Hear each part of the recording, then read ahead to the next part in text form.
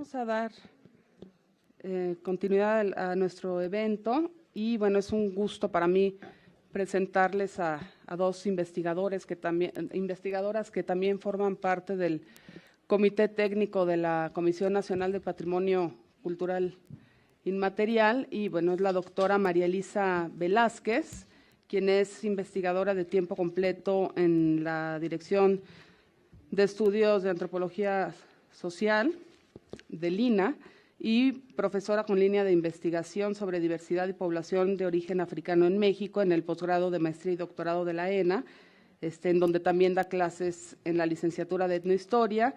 Es presidenta del Comité Científico del Proyecto Internacional La Ruta del Esclavo, Resistencia, Libertad y Patrimonio de la UNESCO desde 2009 y ahora recientemente es vicepresidenta del Fondo Internacional de Promoción de la Cultura de la UNESCO desde hace 2 meses.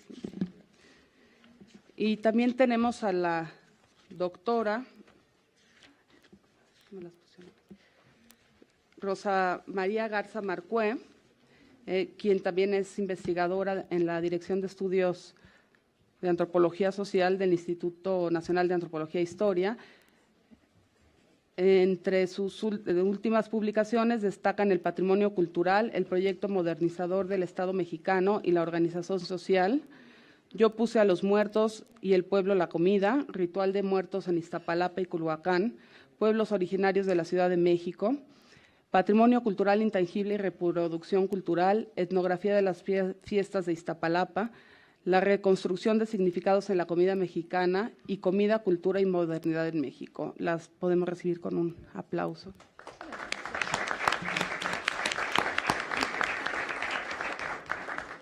Muchas gracias. Buenos días todavía.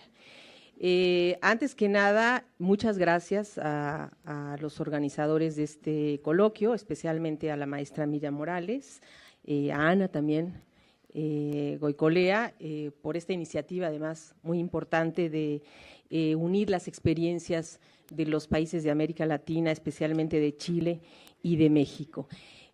Quiero empezar además diciendo que es un día significativo para los chilenos, también para los mexicanos, porque es el aniversario del golpe de Estado contra Salvador Allende, y entonces, bueno, es también significativo que estemos reunidos aquí. Vamos a hablar de las experiencias que tienen que ver, oímos en la sesión pasada toda esta parte de la legislación. Vamos a hablar de experiencias ahora que tienen que ver con el patrimonio inmaterial cultural, que tiene que ver más con las experiencias de las comunidades. Debo de decir que este es un proyecto que se hizo hace 2 años sobre las lacas de Olinalá. La que es realmente la directora y la coordinadora de este proyecto es la maestra Rosa María Garza.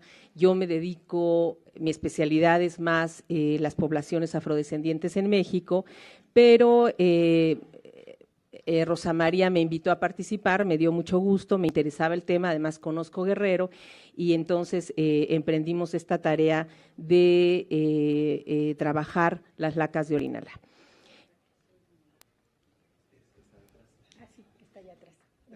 Ah, claro, que tenemos ahí una, ahorita vamos a ver muchas, pero claro, ahí tenemos una en vivo y a todo color. Ah, muy bien.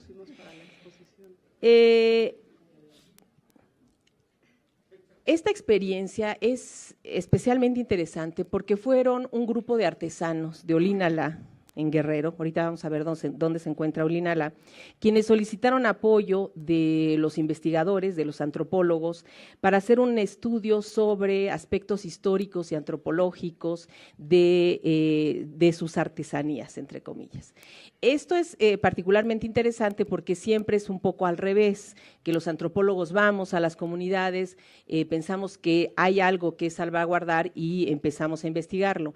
Esta experiencia fue, por el contrario, fueron los artesanos los que nos buscaron para pedirnos que hiciéramos esta investigación, fundamentalmente porque querían cambiar la denominación de origen que tenían y que solo tenía que ver con las cajas de Olinalá y no con otros utensilios que se hacían.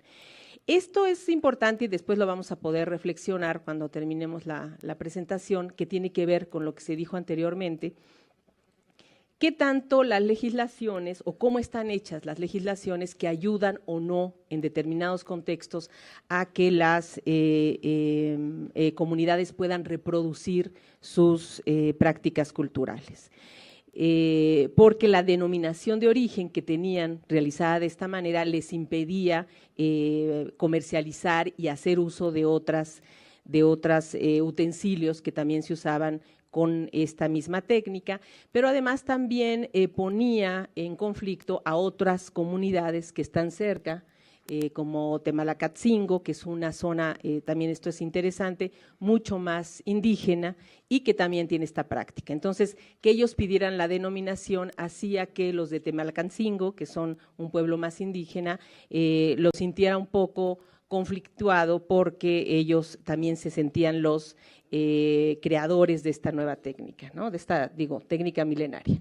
Entonces, bueno, vamos a ver… Primero ubicar dónde está Olinalá. Olinalá está en el estado de Guerrero, en las montañas. Aquí vamos a ver un acercamiento.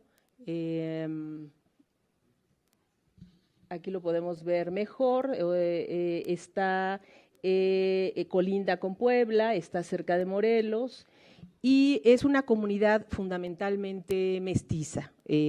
Fue y tiene, por supuesto, un número importante de indígenas, pero con el tiempo se ha convertido en una población fundamentalmente mestiza.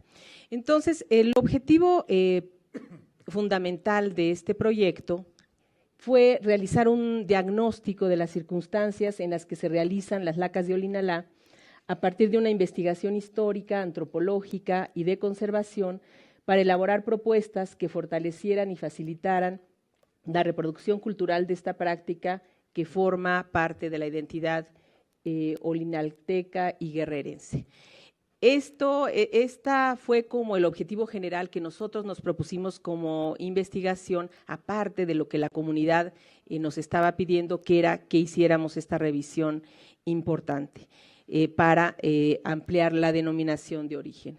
Nosotros pensamos que era una experiencia interesante porque ampliaba el horizonte para ver otros asuntos relacionados con las experiencias comunitarias y la promoción de la cultura para nuestra propia labor como interesadas en el patrimonio cultural.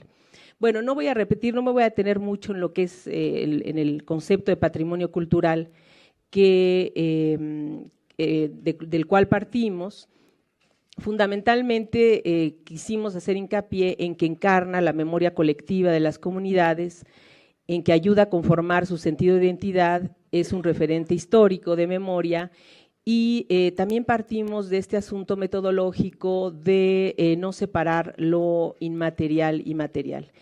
Entonces, esa fue como la concepción de la cual partimos y también partimos de que las expresiones, las llamadas artesanías, son objetos que forman parte de este patrimonio cultural, material e inmaterial, y que son producto de una identidad cultural comunitaria. Es interesante también con relación a la discusión de la mesa anterior, decir que esta artesanía en Olinalá y también en Temalacatzingo es una producción muy activa y se renueva constantemente. Entonces, obviamente también partimos del concepto de que no son artesanías que tienen que tener ciertas características, pero era interesante ver que los pueblos, sobre todo el de Temalacatzingo, estaba defendiendo que se usaran los materiales naturales, las técnicas naturales, sobre todo, y esto también es interesante, porque las lacas y estos objetos habían perdido calidad porque se usaban otros tipos de aceite. Por ejemplo, no se usaba el aceite de chía, sino el de linaza, y entonces esto hacía que las cajas a los 2, 3 años perdieran la laca, se cayera, etcétera. Entonces era la misma comunidad que estaba solicitando que se respetaran las técnicas y los materiales tradicionales. Otra característica que hizo interesante el proyecto es que nosotros consideramos importante invitar a la Escuela de Restauración y Conservación del INA. El INA, no sé si se ha dicho en el coloquio, pero el INA es una institución muy grande, muy variada, y a nuestra manera de pensar, es una institución que tiene muchas virtudes, también muchos defectos, por supuesto, pero muchas virtudes en el sentido en que es una institución que tiene investigadores especializados, tiene una escuela, tiene 2 escuelas, una de formadores de arqueólogos, de antropólogos, de lingüistas, especialistas, y tiene una escuela de conservación y restauración, pero además está encargada de la divulgación, porque el INA tiene a su cargo los museos y las zonas arqueológicas. Entonces, esta institución tiene muchas virtudes porque se pueden hacer políticas culturales, y en eso difiero un poco, no está Diego Prieto, aprovechando que no está, difiero un poco de su posición, porque yo estoy absolutamente convencida de que hay que hacer políticas culturales, y que, por ejemplo, instituciones como el INA, que tiene esta función de investigar, conservar y divulgar, tiene todas las herramientas jurídicas y tiene toda la estructura para poder hacerlo. Por ejemplo, en estas leyes que se comentaban en la sesión pasada, no se toma en consideración la ley orgánica del INA y sus reglamentos. El reglamento que tiene el INA sobre patrimonio inmaterial es extraordinario. Yo pienso que habría que revisarlo y volverlo a poner en la mesa de discusión, porque, por ejemplo, contempla esto de tener comités mixtos de autoridades, comunidades y especialistas, y podría ampliar estas perspectivas, enriquecerlas. Yo creo que el problema de instituciones como el INA tienen que ver mucho con que efectivamente no ha habido políticas culturales bien dirigidas, o sea, que realmente ayuden a enriquecer y a direccionar bien a la institución, ¿no? Entonces, todo este comercial del INA era porque tenemos una escuela de conservación y restauración y nos pareció muy importante incorporarla al proyecto para que hiciera todo el trabajo de identificación de los materiales, de ayuda en la técnica que estaban solicitando los artesanos. E insisto, es un caso muy interesante el de Olinalá porque eran la comunidad la interesada en saber más de sus materiales, de dónde conseguir el material que estaba, por ejemplo, acabándose, que se llama tesicate en una zona, entonces llevamos a un geólogo que ayudara a encontrar otras zonas. En fin, había un interés muy importante de las comunidades, de los artesanos, en revitalizar y continuar con esta práctica. Entonces, hicimos un equipo importante, interesante, con químicos, con geólogos y con restauradores y especialistas en técnicas de la Escuela de Conservación del INA. Eso también, y vuelvo a las políticas culturales, hay que impulsar y fortalecer no solo en el INA, sino en el sector cultura, que es estos trabajos interdisciplinarios, ¿no? Aquí también usamos mucho hacer los guetos de los arqueólogos, los lingüistas, y entonces se fragmentan los conocimientos, y en el tema del patrimonio inmaterial es indispensable hacer equipos interdisciplinarios. Entonces, bueno, la metodología fue un poco… La metodología se basó de manera general en una revisión bibliográfica exhaustiva. También esto era interesante porque cuando empezamos a hablar de Olinalá dijimos, bueno, ya está todo dicho de Olinalá, hay libros, Artes de México, Tibón, o sea, había muchísima bibliografía. Y sin embargo, cuando empezamos a rastrear, nos dimos cuenta que había muchísimo más que de lo que nos esperábamos, pero además cosas insólitas que no se conocían. Obviamente hicimos un trabajo de campo amplio con la comunidad, hicimos muchas entrevistas con las organizaciones, con los artesanos, con especialistas que habían trabajado el tema, y usamos un método de etnografía que tiene que ver con una reflexión histórica, ¿no? Que es no solamente llegar y ver la situación contemporánea y actual, sino tener como este referente histórico de cómo se construyó esta comunidad y sobre todo esta técnica y el significado de estas lacas. Voy a decir a grandes rasgos los antecedentes históricos porque no nos da tiempo y es muy largo, es muy interesante, pero no viene al caso, sino más bien lo importante es la experiencia. Lo primero interesante es que se trata de jícaras, fundamentalmente laqueadas, que han tenido uso prehispánico. Había una gran polémica en si estos guajes, estas jícaras habían sido laqueadas desde el periodo prehispánico. Hay muchos historiadores que sostienen que efectivamente sí, entonces que hay un antecedente prehispánico, incluso se han encontrado en entierros. Y entonces, bueno, parece, el pleito era un poco si era prehispánico o era una técnica más bien colonial. De cualquier forma, lo importante es que se convirtió durante el periodo virreinal en una manifestación artística, artesanal de gran valía, muy importante, y que usó técnicas obviamente prehispánicas, pero también coloniales, españolas, ibéricas, y que se convirtió en una forma de sobrevivencia y de identificación, como lo explicará después la maestra Rosa, para la población muy importante.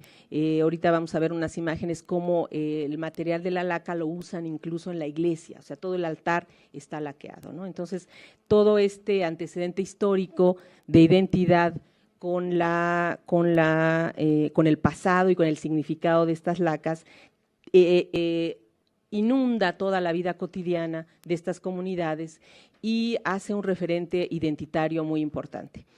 Tienen varios retos que también ahorita va a explicar la maestra Rosa María, que tiene que ver con la grande migración que sufren estas poblaciones por falta de trabajo, de esta inquietud de las viejas generaciones por capacitar a los jóvenes en las técnicas. Son en la mayoría de los casos talleres familiares los que hacen estas lacas, y muchos de ellos están convencidos de que esa tiene que ser la forma de vida de la población y que tiene que volverse un sustento económico importante, y lo que necesitan también son obviamente leyes de regulación, y por eso les interesaba tanto la denominación de origen, que tiene, como decíamos antes, sus pros y sus contras que vamos a analizar después, pero que les permitía a ellos decir, bueno, nosotros hacemos lacas de calidad, con materiales buenos, y entonces eso nos puede dar legitimidad como hacedores de estas manifestaciones culturales. Bueno, pienso que yo aquí me quedo, le paso la palabra a la maestra Rosa María para que continúe y después, si quieren, hacemos las reflexiones. Muchas gracias por la invitación. Agradezco muchísimo a la maestra Miriam Morales, a Ana Goicolea, a Ana Echeverry, bueno, su amable invitación para este muy importante evento, esperando que los resultados de estos trabajos nos sirvan a todos. Bueno, voy a pasar ya a hablar de los talleres de artesanos. Esta es una pieza que ustedes están viendo ahí, es una bandeja, digamos, una forma tradicional de hacer esta artesanía. Es una pieza de concurso, es decir, está elaborada con una de las técnicas que se llaman rayado, y con los famosos animalitos muy tradicionales de Olinala. En Olinala, una parte muy importante de la población, Olinala es la cabecera del municipio, se encuentra vinculada a esta actividad. Hay alrededor de 13 o 14 asociaciones de artesanos, además de que hay productores independientes, y se encuestaron, como decía María Elisa, se entrevistaron 243 talleres, y en donde elaboran alrededor de 497,500 artesanos que participan en las distintas fases del proceso.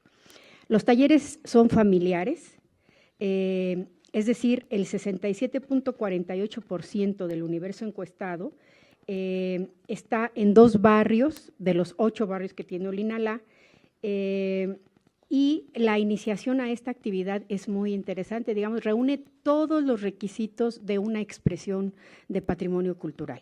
Es una actividad que se hereda, que ocurre desde edades muy tempranas. Los hombres empiezan a trabajar a los 13 años, las mujeres a los 10.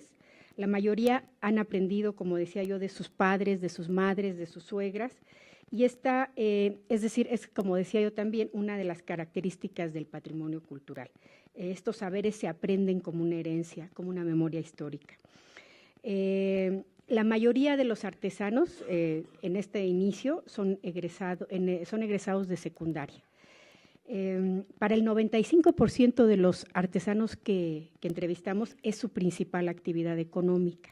Esto nos interesó muchísimo porque hay como un lugar común de decir que es una artesanía en riesgo. No es una artesanía en riesgo, es una artesanía absolutamente revitalizada y apropiada por la comunidad.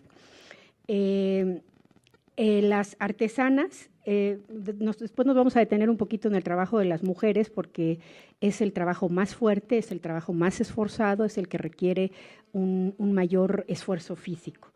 La mayoría de las artesanas combinan este trabajo con las labores del hogar y la situación que nosotros vimos en la revisión histórica que planteaba María Elisa fue que lo mismo que registró Gutiérrez Tibón, Rubín de la Borbolla, Carlos Espejel, estos grandes pioneros de la etnografía, de las artesanías, en los 60s está sucediendo actualmente en Olinalá.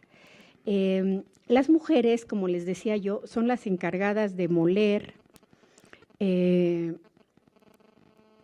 Bueno, antes de eso, para hacer este diagnóstico del que les hablamos, hicimos varios puntos para reflexionar. Trabajamos, como ya se expresó, en los talleres de artesanos, las familias y las mujeres. Vimos las materias primas, las tierras, que son unas tierras muy importantes, que son tierras de la zona, del territorio, que es el tecostle, el tecicalte y el tóctel, y el aceite de chía como aglutinante de estas tierras. Estas tierras se muelen, algunas se calientan y se van aplicando en fases. Esto ya forma parte del proceso de trabajo. Como ven también en este cuadro, nos interesaba registrar el proceso de trabajo, que es muy interesante. El primer registro que tenemos del proceso de trabajo es del padre Joaquín Alejo de Meave, de 1791, y reimpreso por Antonio Alzate en 1831, y el proceso que él describe con estas tierras es igualito al que vimos hace 2 años, ¿no?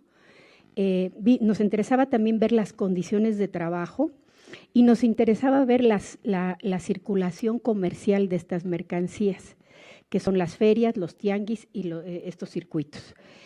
Y finalmente presentamos problemas, retos y algunas propuestas para ayudar al fomento de este trabajo. Esto, digamos, son a grandes rasgos lo que nos propusimos. Esta es la iglesia de Olinalá. Como se decía, está laqueada, o sea, no solamente está laqueada en madera, las calles del pueblo de Olinalá, o sea, quitamos fotos porque si no iba a ser muy largo, pero las calles del pueblo de Olinalá, en las casas, hay una parte en las casas donde la gente dibuja pajaritos, conejitos, o sea, es una tradición que verdaderamente forma parte de su memoria, de su entorno. Bueno, vamos a entrar ahora al proceso de trabajo. Allá le llaman laca, maque o barniz. Incluso las mujeres que están especializadas en estos pasos les llaman las barnizadoras o las pintoras. Como vimos, las tierras tradicionales conservan su nombre náhuatl y ahora, como dice María Elisa, pero ya desde los años 60, desde Gutiérrez Tibón, se cambió el aceite de chía por el de linaza. Este muchacho que está aquí es un artesano que trabaja en una escuela que se llama ICAT, que es el Instituto de Capacitación para el Trabajo. Los ICATs que hay a nivel nacional son 32, hay varios en distintos estados. En Guerrero hay 3, Ometepec, Olinalá y Tasco. Dentro de los ICATs, que a estos jóvenes les es como una especie de bachillerato técnico, les enseñan computación, les enseñan inglés, les enseñan… Y este ICAT, y el de Tasco, tienen una vocación artesanal. Estos ICATs enseñan a los jóvenes en la tradición de su comunidad y creemos que eso es muy valioso. Este joven que ven aquí está trabajando con una técnica que esa sí estaba ya en desuso, solamente la practicaba uno de los grandes artesanos de Olinalá, que es Francisco Chico Coronel, que es la lámina de oro. En la escuela de Olinalá, en la escuela del ICAT, están retomando esta técnica, volviéndola a impulsar, y eso consideramos que es muy importante. Como vemos, aquí hay unas fotos de parte del proceso de trabajo. El proceso de trabajo empieza con la caja que hace o la bandeja o la jícara, en el caso de la caja, de la bandeja, bueno, las hace un carpintero, posteriormente la entregan a los artesanos empiezan a aplicar la primera fase de la tierra, ahí ya vemos una tierra con un colorante, y las mujeres hacen una cosa que se llama bruñir o barnizar o pintar, y es con sus manos, con esas piedras que ven ustedes, que algunas son de río, otras son ágatas y que son heredadas de madres a hijas, empiezan a pulir la pieza para después pasar a otra fase del proceso. Bueno, aquí estamos viendo cómo se bruñe. Aquí vemos a una señora ya mayor, una artesana, que sigue con ese proceso de bruñir. Aquí estamos viendo los pinceles que se usan, que son con pluma de guajolote, y en la parte inferior le ponen un punzón o le ponen una espina de maguey, y con eso hacen otra, que es el rayado, el decorado.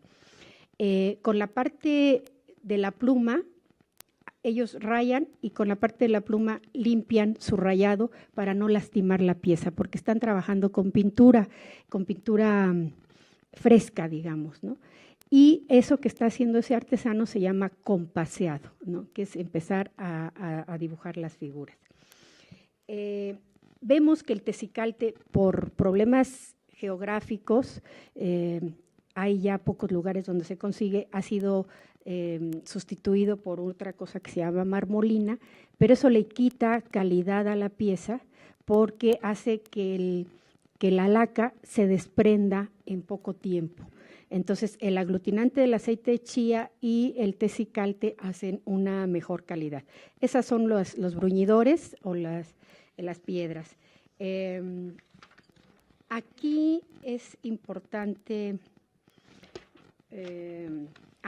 aquí vamos, este es un extraordinario artesano que se llama Camilo Ramírez. Él es docente en el ICAT, o sea, da clases. Esa es otra de las virtudes de esta escuela, que los docentes son los mismos artesanos de la comunidad. Y la mayoría de estos docentes ganan más en sus propios talleres que siendo docentes, porque son docentes de la SEP, ¿no? Entonces ya sabemos cómo son los sueldos de la SEP. Entonces, pero eso no les interesa a ellos, ¿no? O sea, les interesa seguir formando jóvenes. Y por eso, bueno, sacrifican unas horas de su rutina, de su vida para trabajar con jóvenes. En fin, el proceso sería un poco largo, pero vamos viendo por las fotos. Bueno, esta es una niña, como ustedes pueden ver, que ya inicia su trabajo artesanal, ya es una barnizadora, ya es una bruñidora y ya está en el proceso de trabajo de la artesanía. Como les quiero recordar, hay dos maneras de trabajar las lacas de Olinalá. Esta que tenemos aquí atrás es justamente una muestra de lo que se llama rayado, es decir, porque van rayando sobre la madera, sobre la pintura. y está el dorado decorado, que solamente es pintura. Es muy interesante. Les decía yo que el uso del oro había dejado de hacerse. Sin embargo, la palabra dorar sigue siendo una palabra en uso, en práctica, y le llaman dorar, aunque no usen oro, a dibujar sobre la madera florecitas, pajaritos, etcétera, etcétera. En fin, se hace, ya les decía yo, con distintos instrumentos. Los pinceles, se usan también colas de Marta o colas de Marta, fundamentalmente, para limpiar las piezas, para sacudirlas y no lastimarlas. Se usan también, para hacer los pinceles para el dorado, se usan los pelos de los gatos. Y Gutiérrez Tibón señala que en los 60 había ya 0 gatos en Olinalá. Entonces, aprendieron los artesanos a quitarle los pelos solamente a la cola del gato. Entonces, es muy común ver gatos depilados totalmente de la cola para el uso de los pinceles. Y esto le da una fineza impresionante al trabajo, ¿no? Bueno, la madera es muy importante, me recuerda a María Elisa. Y lo vamos a ver ahorita con lo de la denominación de origen. La denominación de origen que había desde 1994 hablaba solamente de las cajas de Olinalá y dejaba fuera las jícaras, las bateas, los muebles incluso, porque ya hacen buros, cajas de muerto. Eso es impresionante. Hay un hotel el único hotel más o menos bien de Olinalá que se llama El Terremoto, y enfrente está una funeraria. Y Olinalá quiere decir tierra en movimiento, y el hotel se llama El Terremoto. Y en la parte de enfrente es una funeraria y hay cajas de muerto decoradas. Así que ya encargamos nosotros la nuestra para aquello de las dudas. Bueno, el caso es que a la madera. La madera tradicional de las cajas de Olinalá, desde la época colonial, por lo menos es lo que hemos encontrado registrado, viene de un árbol que se llama linaloe. El linaloe es un árbol que ya está prácticamente en extinción, que justamente por este problema de falta de protección se lo llevaron a la India. El árbol tiene una sustancia, una esencia hermosamente perfumada, deliciosa verdaderamente. Y es un fijador muy importante para los perfumes. Lo usan como fijador de perfumes. Se lo llevaron a la India hace muchos años, en 1800 y tantos, y ahora la India es el primer exportador de fijador de esencia de linaloe, ¿no? Digo, por aquello de que se llevan las cosas. El caso es que ahora ya ese árbol está en extinción. Sin embargo, esto es muy interesante. Hay otro investigador de Lina muy prestigioso y un colega que estimamos bastante por su trabajo, que es el doctor Paul Hersch. Él ha trabajado también en esta zona, él trabaja con material, con la cuestión biogenética de las plantas, de los, en fin, de la herbolaria tradicional y todo esto. Y él hizo una serie de investigaciones de cómo se hacía, cómo se sacaba la esencia del linaloe. El problema con el linaloe es que para sacar la esencia y para hacer las cajas, pues se mata al árbol. Y por eso hay ahora extinción prácticamente. Él propuso un programa de reforestación, que ahí va lento, pero ahí va. Pero además con la fruta del linaloe, él saca un perfume distinto, es decir, no distinto, saca otro perfume sin matar al árbol. Entonces, esto es una opción para que la artesanía, digamos, florezca sin lastimar el entorno. Es muy interesante, es una anécdota, cuando en Olinalá, en todas las tiendas venden pigmentos, venden cajitas, etcétera, etcétera, y uno pregunta, ¿tiene esencia de linaloe? Sí, cómo no, ¿quiere la natural o quiere la de Paul Hersch? Dice la gente, ¿no? O sea, ya Paul Hersch tiene su marca. Entonces, bueno, esto es muy importante porque la artesanía, el patrimonio cultural, y tiene que ver un poco con lo que veíamos en la mesa anterior, no puede estar sin su territorio. Es decir, los elementos culturales, las expresiones culturales, los rituales, las fiestas, las artesanías necesitan un territorio. Y por eso es importante la protección del territorio, no solamente en el caso de Wirikuta, no nada más por la expresión de un ritual, sino porque es el territorio de un pueblo, ¿no? Y en el caso de Olinalá, es en este territorio donde se encuentran estos materiales orgánicos que forman parte de la artesanía. Sin estos materiales, la artesanía es de otro modo, o sea, ya deja de ser la artesanía de Olinalá, y por eso es el tezicalte, el tóctel y lo que les decíamos hace un rato. Bueno, las condiciones de trabajo que vimos en los talleres, ¿esta ya la vino? Ya. Esta, bueno, es otra artesana que desafortunadamente ya murió, pero es una señora de gran tradición en Olinalá, y ella está moliendo justamente las tierras que se muelen en metate. Este es uno de los grandes artesanos de Olinalá, es don Damaso Ayala. En Olinalá hay 2 artesanos protegidos por la Fundación Banamex, es Francisco Chico Coronel y don Damaso Ayala, su esposa y bueno, su nietecito en la fiesta patronal. Y Banamex los tiene becados, les proporciona, por ejemplo, Banamex les proporciona un molino especial para moler la semilla de la chía y que entonces sus productos no pierdan calidad, cosa que no tienen los otros artesanos, y tienen una beca. Eso sería parte de las políticas públicas y del programa que hace un rato escuchamos con el licenciado, en el sentido de que las políticas públicas tienen que proteger estas manifestaciones y las becas que, por ejemplo, ahora da el FONCA, tendrían que ser también para estos depositarios de la tradición y del saber, ¿no?, de nuestro país.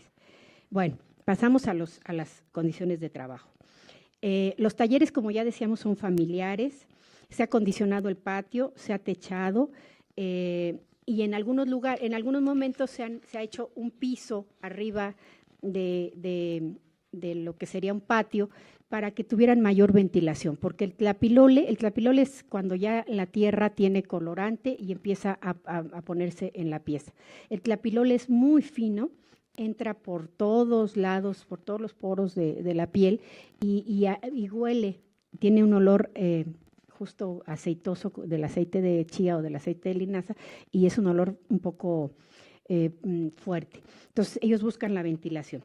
Sin embargo, desafortunadamente vimos que la mayoría de los artesanos realizan su trabajo sin ninguna protección. 11 de los artesanos usan mascarilla, de esos casi 700 que entrevistamos. Lentes, solamente 4. Guantes, solo 7 y cubrebocas 29. Sin embargo, solo el 2.19% de los artesanos encuestados reportan algún problema con respecto a su salud. Sin embargo, en los análisis elaborados por los compañeros de la Escuela de Restauración, por los químicos y demás, vimos que los artesanos que han optado por los colorantes industriales, un buen número de colorantes industriales tienen plomo, y eso es muy grave, ¿no?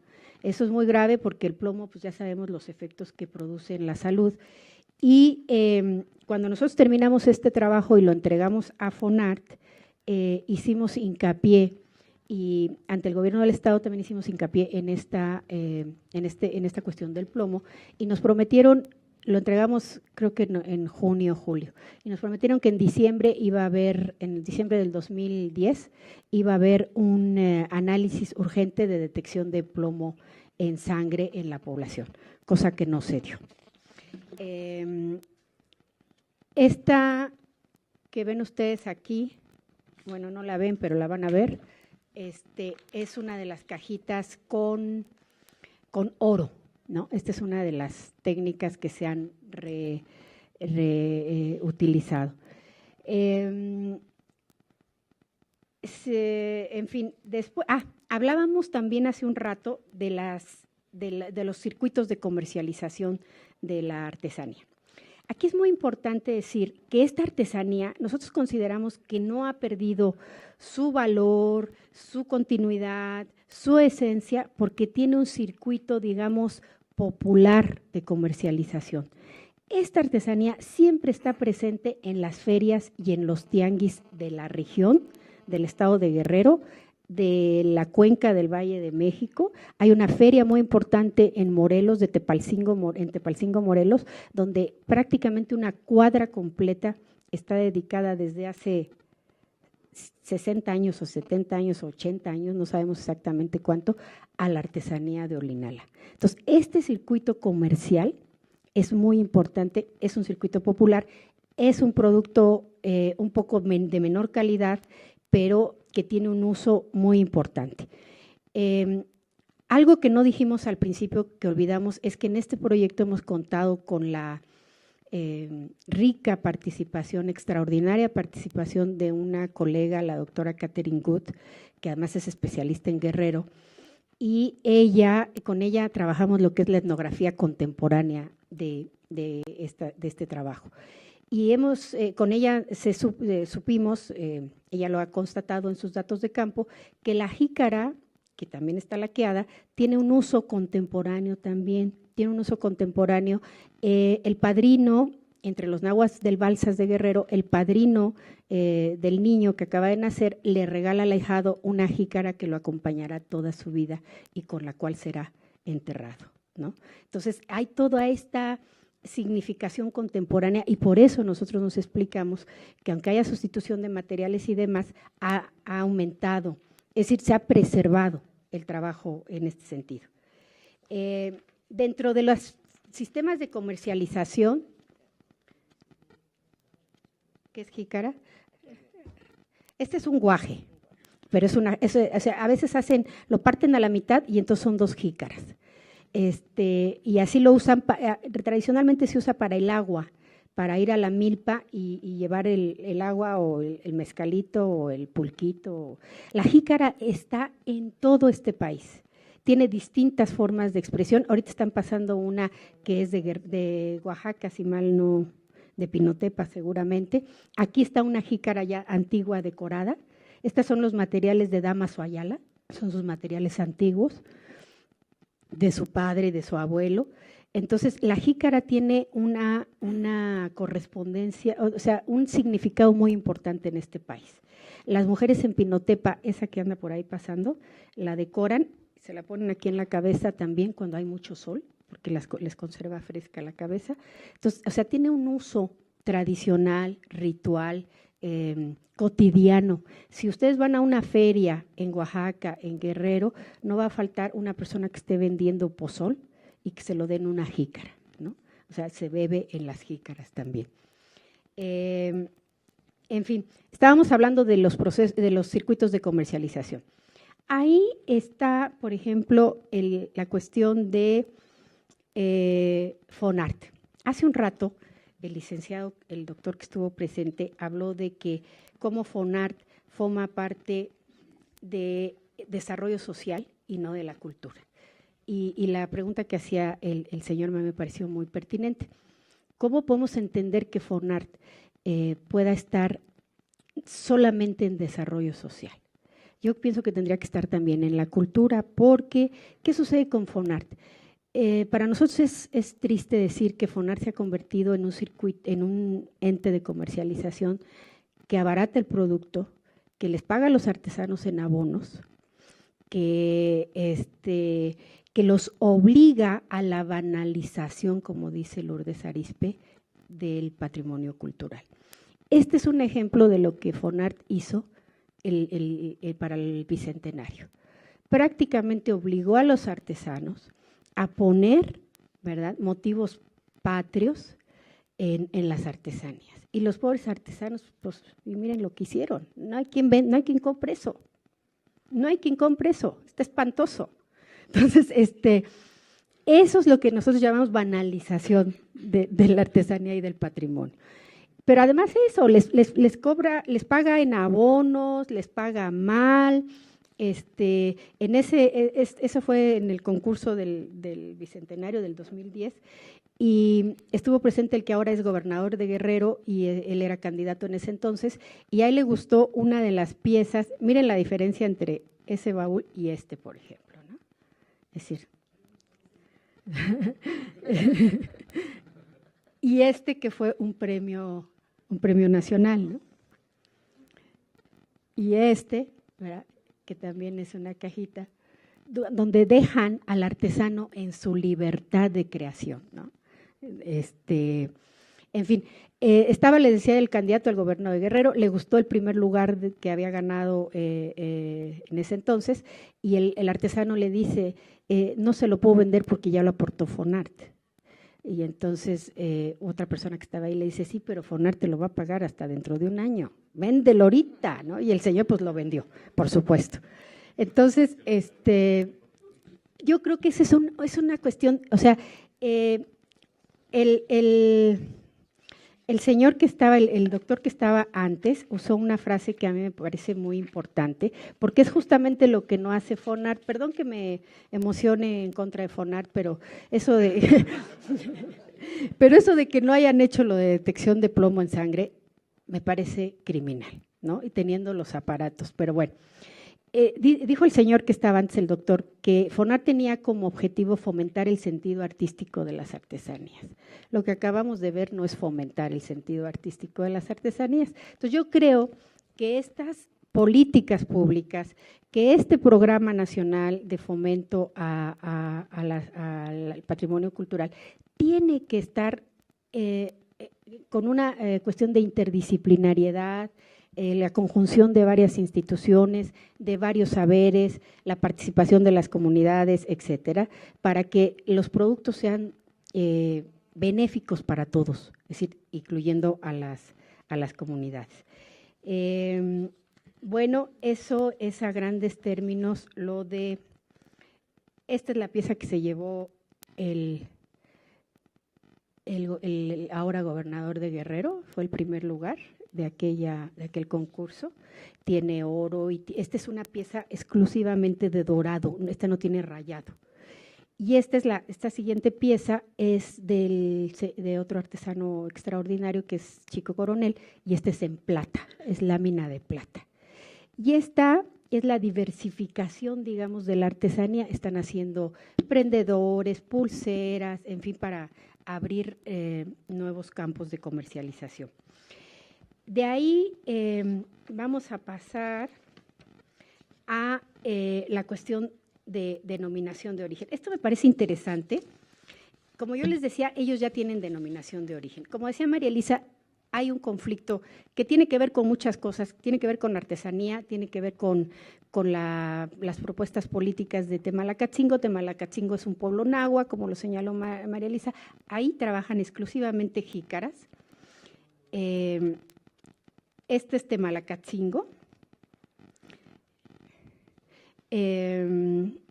La pieza de abajo, la jícara de abajo, es una jícara hecha con pigmentos naturales, con aceite de chía y con las 3 tierras. Ustedes ven el brillo impresionante de esa pieza, no está decorada así, no nos la querían vender, pero nos pareció un ejemplo importantísimo de la diferencia de brillo, de acabado. Temalacatzingo tiene su vida propia en cuanto a la artesanía. Temalacatzingo ha optado por tener otra figura legal que se llama marca colectiva. Y eso, por eso ellos dicen, nosotros no queremos que Olinalá nos meta en la denominación de origen, nosotros queremos mantenernos en la marca colectiva. Entonces, como vemos, la denominación de origen que nosotros hicimos el diagnóstico del estado actual de la artesanía, pero esto les va a servir a los artesanos para gestionar su denominación de origen que sea distinta a la que ahora tienen y que de hecho en la práctica no ha funcionado. No sobra decir que las lacas en México no solamente se hacen en Olinalá, hay en Uruapan, hay en Chiapa de Corzo, hay en Chiapa de Corzo, Chiapas, hay en otro pueblo de Guerrero que se llama Acapetlaguaya, aunque es así en menor, o sea, es una expresión que va en declive. Y entonces la denominación de origen no puede ser exclusivamente sola para una región, porque seríamos excluyentes, valga la redundancia, ¿no? O sea, sí, las denominaciones de origen tienen que ser incluyentes con la participación de la comunidad y no ceñir los materiales y la calidad a ciertos productos. Hay que hablar de que el producto sea preferentemente, no sé, el aceite de chía, el tecicalte, pero no dejar fuera a este circuito popular de comercialización que vimos que tiene su propio espacio. Entonces, a continuación, ya casi para finalizar, reseñaremos de manera breve 2 figuras legales creadas para la protección de este tipo de patrimonio cultural. Estas figuras aquí en México deben tramitarse en el Instituto Mexicano de la Propiedad Industrial. Son, como ya les dije, las marcas colectivas y la denominación de origen. Ambos son mecanismos jurídicos de protección para productos artesanales originales y que han ganado fama nacional e internacional. Una de las condiciones es que sean elaborados con técnicas especiales y de elaboración exclusiva en un estado, región o zona geográfica determinada. La marca colectiva. Esta figura legal se crea apenas en el 2004 a iniciativa del Instituto Mexicano de la Protección Industrial como una opción. La puede gestionar una persona moral debidamente constituida, o sea, una asociación o consejo de artesanos, como fue el caso de Temalacatzingo, o hasta una región, como es el caso del queso Cotija, que abarca 2 estados, Michoacán y Jalisco. Al ser gestionada por un organismo colectivo, es propiedad de esa agrupación, asociación o hasta región. El trámite es un proceso más o menos rápido. No requiere de diagnósticos ni investigaciones que la sustenten. Y quizá esta sea una de las respuestas del por qué casi no hay artesanías con denominación de origen y sí muchas con marca colectiva. Debe tener un nombre o denominación, el diseño de un signo distintivo y reglas para su uso. Lo anterior quiere decir que tal producto, que tal manifestación cultural, el queso Cotija, por ejemplo, debe seguir las normas de fabricación reglamentadas en la marca colectiva. Algunos ejemplos en México de marcas colectivas. Las lacas de Temalacatzingo Guerrero, como ya les dije, el queso Cotija, las guitarras de Paracho, Michoacán, el cobre martillado de Santa Clara, Michoacán, entre otras.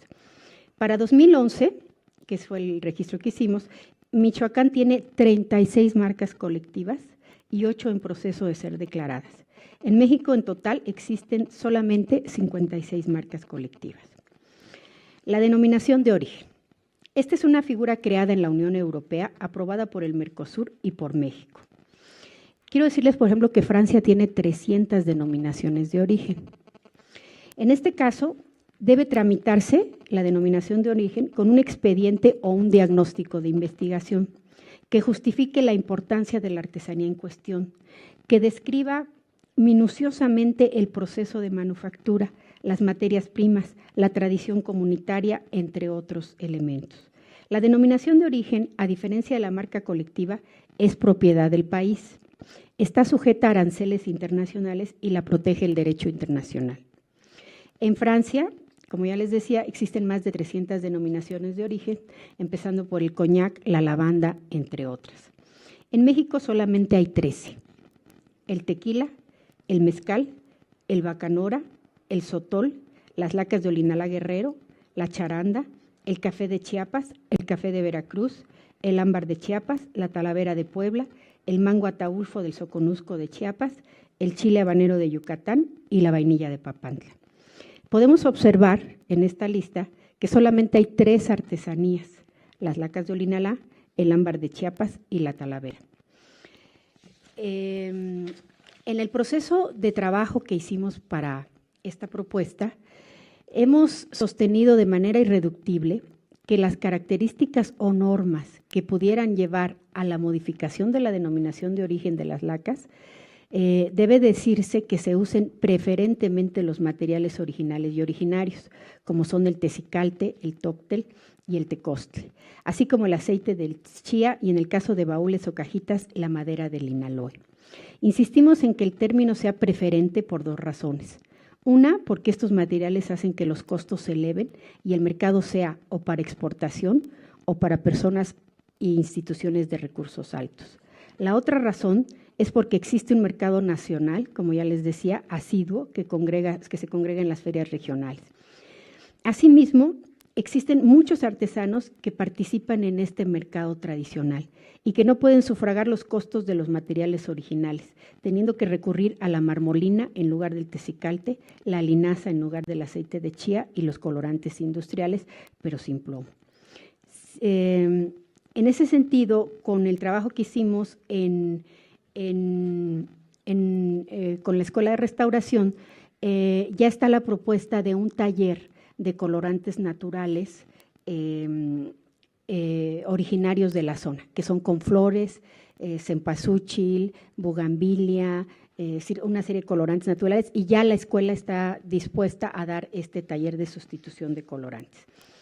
Finalmente, consideramos que estas dos figuras son un primer mecanismo de protección legal del patrimonio cultural intangible, que si son usadas con cuidado, estas figuras legales, vigilar sus normas, los diagnósticos, los expedientes, y que sean hechos por estudiosos de la artesanía, por la participación de los artesanos, los detentadores de esta tradición. Estos pueden ser un buen recurso para resguardar nuestro rico patrimonio cultural artesanal de imitaciones, falsificaciones y hasta lo más grave que son los robos de patente. Al mismo tiempo, y lo hemos constatado en Olinalá, es un mecanismo de revitalización de los bienes culturales colectivos de los pueblos, resignificando el contenido cultural y tradicional que distingue a estos bienes. Al igual que otras prácticas o elementos culturales, las artesanías se han mantenido en resistencia, se han mantenido vivas hasta el presente, fincando en ellas su continuidad identitaria y la diversidad cultural que caracteriza y enriquece a México. Eso es todo. Ya después de que quitamos.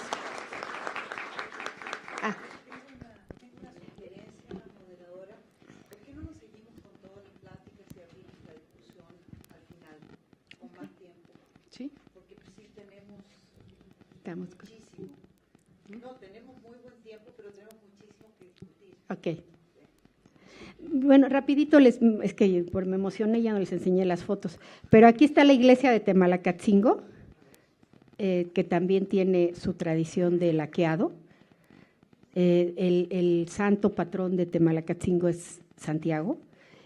Esta es la planta de la cual salen las jícaras. Este es el tecicalte, una de las piedras que está de difícil adquisición. Temalacatzingo está lleno de tecicalte y es otro motivo de conflicto con Olinalá. Estos son pigmentos naturales. Estas son las colitas de Marta de Marta de zorro, sí. No, gatos no trajimos ninguno pelado, pero bueno, por ahí andaba. Esto ya es, digamos, estas son la producción de Temalacatzingo, básicamente jícaras y juguetes. Esta es una familia de artesanos en su taller familiar. Esta es una de las ferias. Esta es la feria de Huazulco, pero son varias ferias, son las llamadas ferias de Cuaresma, las llamadas por Bonfil, ferias de Cuaresma en el estado de Morelos, y donde estas artesanías tienen muchos compradores. Y bueno, finalmente, y como estamos con Chile, les ponemos un hermoso poema que hizo Gabriela Mistral sobre las cajitas de Olinalá.